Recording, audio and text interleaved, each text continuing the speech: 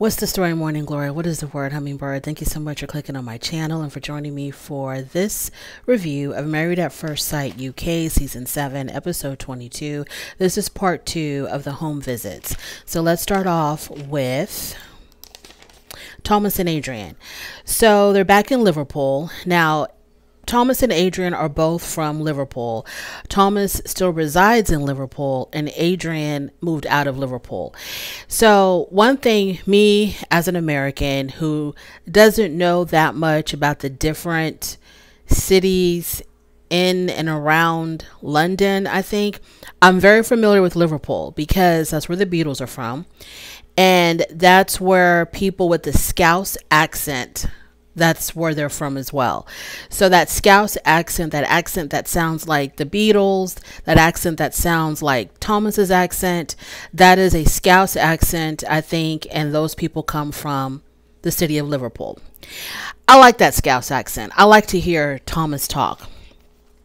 So they are back in Liverpool to visit Thomas's family. Adrian is also from Liverpool, but he did move away and he has no interest of moving back. I think Thomas had asked him, would he ever consider moving back to Liverpool? And Adrian said no.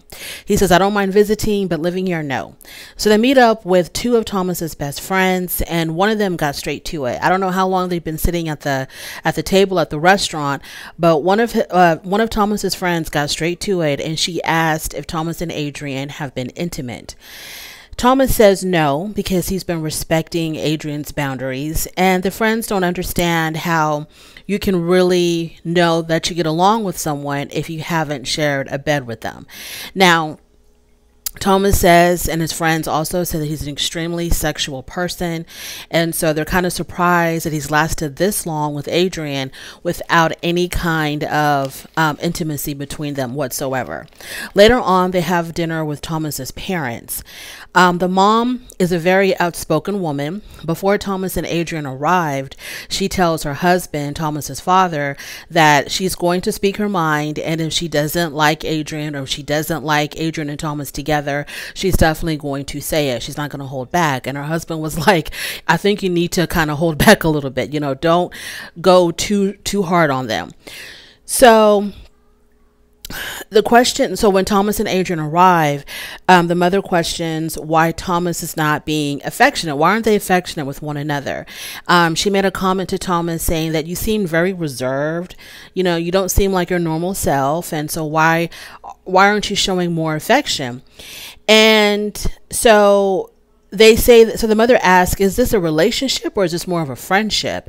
And they both say that they're working towards a relationship. It's a work in progress, and that they're working on this like every day, trying to build the foundation of their relationship.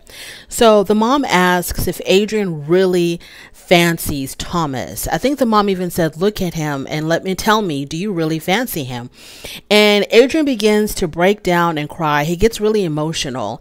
And so the mother asks, what's going on? Why are you getting so emotional? And Adrian says that once he figured out Thomas and what he needed in a partner, you know, for some reason that made him cry, knowing that he was able to figure him out, knowing that he was able to give Thomas what he needed, as far as, you know, the love, the affection, the attention, really taking the time to know him, knowing how to cater to him. And for some reason, this made Adrian very emotional. So the mother says, you know, I really do appreciate you knowing my son, and I appreciate you really being there for my son. So Adrian leaves to allow Thomas to talk to his parents alone. And the mom says that she really doesn't fancy she says that Adrian doesn't seem to fancy Thomas at all. She doesn't see any connection between them. She doesn't see any chemistry between them. And she feels like, you know, Adrian is not really feeling Thomas because there's no affection between them. There's no PDA. They're not showing any signs of affection. When they were sitting at the restaurant, you know, they were sitting side by side and there was like, but then I have seen them like hold hands. And obviously, you know, when Thomas wants to kiss Adrian, when they're in front of other people, Adrian does not mind. And I think one time even Adrian said, I think it was during a commitment ceremony, and I think the question was asked to Adrian, so what do you think when you look at Thomas? And he says, I just think that how much I want to kiss him. So I mean, I don't know.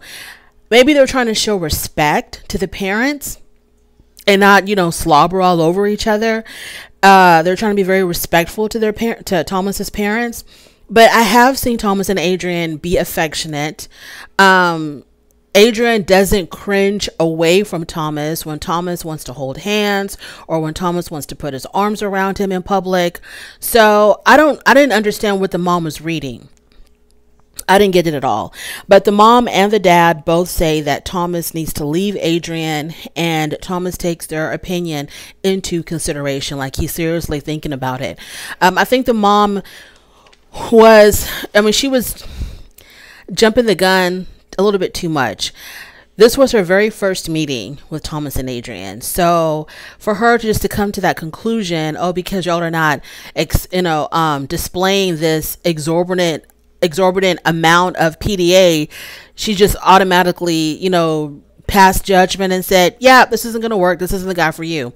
So I think she rushed to judgment a little bit. I think she needs to take time to get to know them a little bit better as a couple. Moving on to Kasia and Kwame. So Kwame visits Kasia's hometown, and Kasia says that she hopes that Kwame, gets to see and understand her a little bit better now that he is on her territory. Kasia shares a very personal, intimate story with Kwame. She talks about how she got pregnant at the age of 15, the struggles that she went through being a teen mom.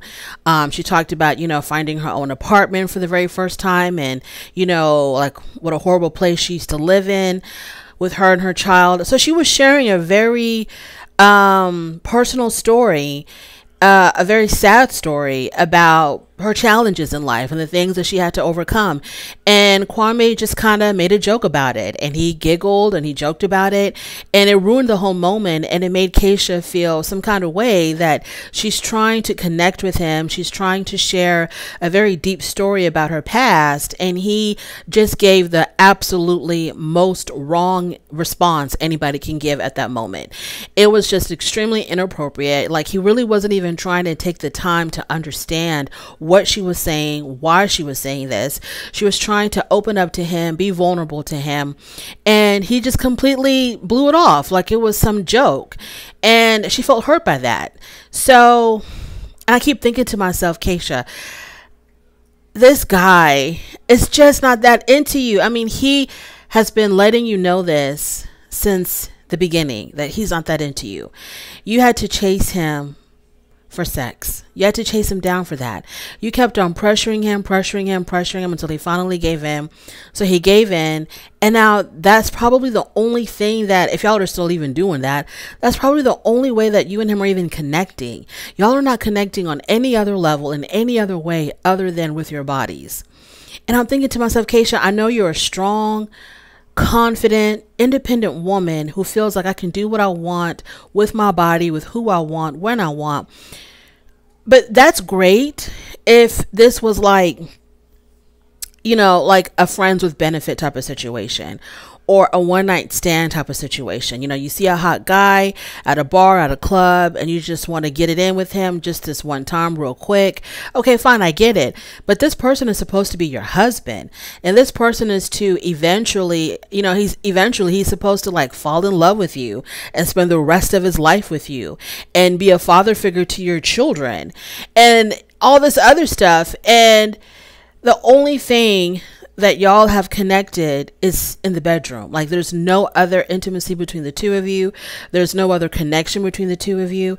He doesn't care about anything else going on in your life. It seems like whenever we see him, he doesn't really ask that many questions about who you are as a person, who you are as a mother, who you are as a woman. Like, he just has no interest.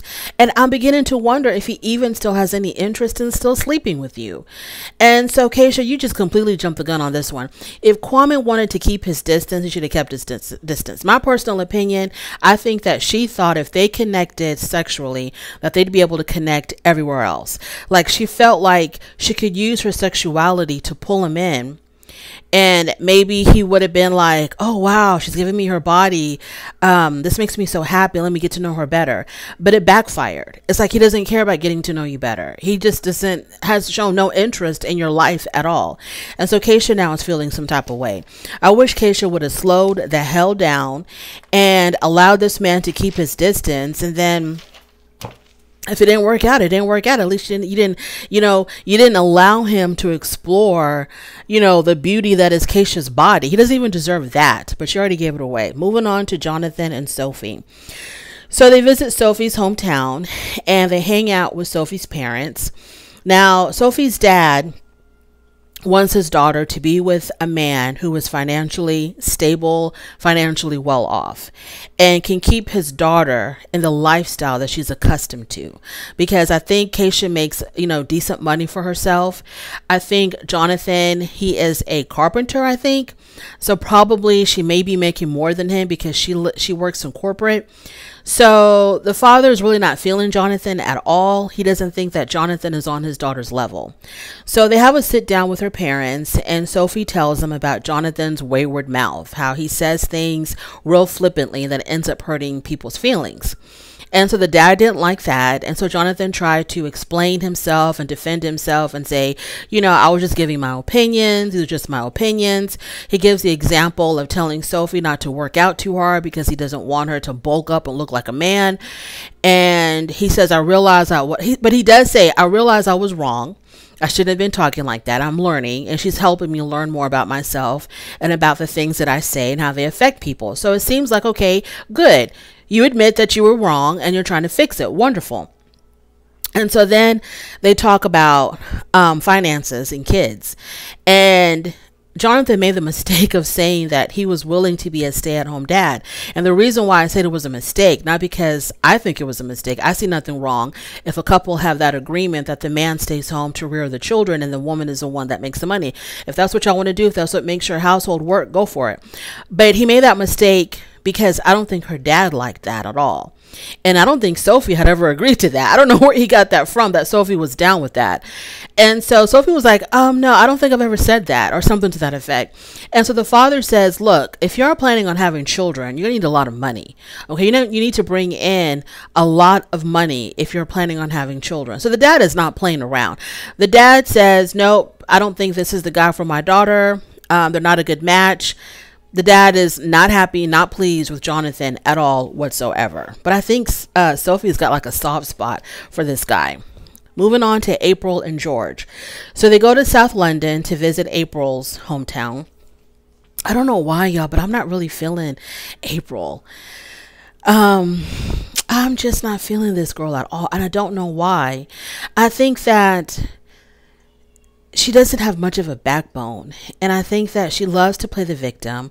She likes to play the damsel in distress a lot. She's not, a boss lady. She's not about taking care of her business. She's about, crying when she feels like she's being attacked instead of, standing up to whoever she thinks is attacking her. She wants to cry and be like, oh, I feel sorry for me. You're hurting my feelings. Wah, wah, and I'm thinking she's just way too grown for that kind of act. And I think that, George, he's emotionally messed up, and April is emotionally immature. I don't know what's going on with this couple. So they're visiting April's hometown, and they meet up with April's best friend, Jose. Jose doesn't see April living in the country because George lives in the country with his children. I think his kids live with him. I don't know. He lives in the country, and his children are a big part of his life. I don't know if he's got 50-50 custody with the ex-wife, or if they live with the mom and visit him, or if they live with him full time. I don't know. So there was talk, I guess, possibly of April moving into the country to be with George. And Jose says that, yeah, I don't really see my girl living in the country. She's more of a city girl. George leaves them two to talk alone, and April brings up George's insecurities and how his insecurities are constantly making her defend herself all the time. And of course, the the friend is like, no, he needs to fix himself. It's not your place to fix him. He needs to fix himself. This has got his insecurities have nothing to do with you, and you should not feel like you need to defend yourself. These are his insecurities. This is the baggage that he's carrying from previous relationships, and he needs to fix this on his own. Moving on to Jenna and Zoe. So they're visiting Zoe's hometown, and Zoe says that she would like for Jenna to move into her hometown, and Jenna has said the same thing about Zoe moving into her hometown. So I don't know if Zoe lives alone or not. I'm not sure, but Zoe was giving her a tour of her house or her apartment. I'm not sure what it was. And then they come across in the kitchen, they come across a rat in a jar, a pickled rat. Okay, and it freaked out Jenna to no end. And it freaked me out. I was like, what the hell is this? A pickled rat? Yes, it was floating around in that vinegar or whatever in that jar. It was absolutely horrific. So she defends herself by telling Jenna, I didn't pickle it. Someone gave it to me like this. So then they have lunch with Zoe's family and they talk about their future. Zoe's mom says she's basically wanting to know, so what is the future for the two of you? Are y'all going to live in your separate hometowns, or are y'all eventually going to decide to live together? They say they do want to live together, but they just don't know where. Do they move to Zoe's hometown or to Jenna's hometown? They haven't decided yet. The mother discourages them having a long distance relationship. And she's like, if y'all are going to stay married, then y'all need to live together in one home. Don't do the long distance thing, because it's kind of like out of sight, out of mind, and your relationship is going to fizzle out. Then they talk about kids, and the mom says that she wants more grandchildren. The sister says she wants nieces and nephews. And Jenna says, well, I've never really thought about having kids. It never really came up with any of my relationships, to have children. So yeah, that's not been forefront in my mind.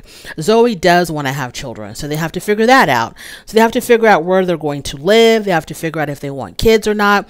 And Zoe says to Jenna, well, when do you want to have this discussion about children? Because I want to talk about this before the experience is over. And Jenna was like, that's a little bit too soon for me. If we're going to talk about it that soon, I'm not sure that I'm going to be able to give her the answer that she wants to hear. So that's something else that they have to decide. Zoe and Jenna, it seems like they're just dating, and they're just kind of like taking it day by day to see if it's going to work out. I don't know if they're really trying to, I don't think that either one of them would really be willing to compromise for the other. I don't think so. I think that, I don't think they're going to really stay together. I think they're going to end up breaking up, because they're just not on the same page on a lot of things. The whole veganism thing, the family thing, the location thing. Zoe talking about how Jenna doesn't really feel like a friend to her. Yeah, I don't think this is gonna last, but we'll see how that works out. Then we move on to Shanita and Jordan. So they visit Shanita's home, and they have a conversation about what Jordan had said at the last dinner party, telling Shanita that, he's not going to move in with a woman until he feels like he's in love with her. So they have a conversation about that. They end up being on the same page. They talk it out. Jordan, admits that maybe he was jumping the gun, having cold feet. He really didn't mean what he said. If she took it the wrong way, he apologized. He's like, no, I feel really solid with you. I like you. You like me. We're doing really well together. So just forget about what I said, basically. Then they meet Shanita's mom, and she was a tough cookie. She was a real tough cookie. So Shanita tells her mom about Jordan's criteria of living with someone, that he had said, that he needs to be in love before he lives with a woman. And so the mom thinks, well, if that's how it is, and they're not ready to move in together yet. So the mom tells Shanita that she needs to be a little bit more guarded with Jordan and not be so open and vulnerable with him, I guess, because, not really sure where Jordan really stands. And the mother asked Shanita, so when he tells you these things about, loving you and wanting to be with you and all this other stuff, are you believing him? And Shanita was like, well, yeah, I don't have a reason to not believe him. So the mom was like, I need you to be a little bit more careful. I need you to analyze the things that he says and just kind of think it through. As if to say he may not mean them, so don't be so quick to believe them. So the mom was basically letting Jordan know, I need you to be a little bit more analytical in this. Don't be so emotional. Don't just run with your emotions and your heart. I need you to kind of use your brain as well and kind of analyze the situation from a distance. So we'll see how that goes. But Shanita says that she's really smitten with Jordan, so I don't know if she's going to be able to do that. Anyway, that is my review of Married at First Sight UK season 7 episode 22. I do thank you so much for joining me. I really do appreciate it. On your way out, don't forget to rate the video, and if you like this content, go ahead and subscribe to my channel, and I'll definitely talk to you later. Bye.